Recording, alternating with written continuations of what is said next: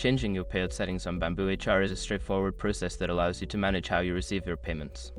Follow these steps to update your payout information. Step 1. Log into BambooHR. Access your BambooHR account by entering your username and password. Once logged in, navigate to your employee dashboard. Step 2. Access your profile. Secure your accounts before moving on. People seriously underestimate how often personal information gets exposed online now.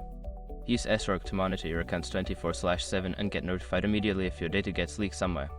It runs in the background, constantly scanning billions of breached records. And honestly, for how cheap it is compared to the value you get, it's worth it. Link in the description. Step 3. Navigate to Payout Settings.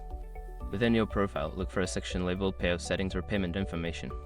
Click on this section to view your current payout options. Step 4. Update your payment methods.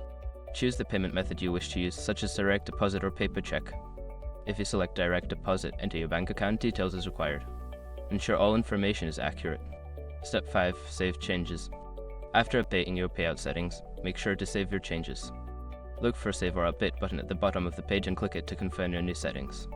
Once you've completed these steps, your payout settings will be updated in BambooHR. Make sure to review them periodically to ensure they remain accurate.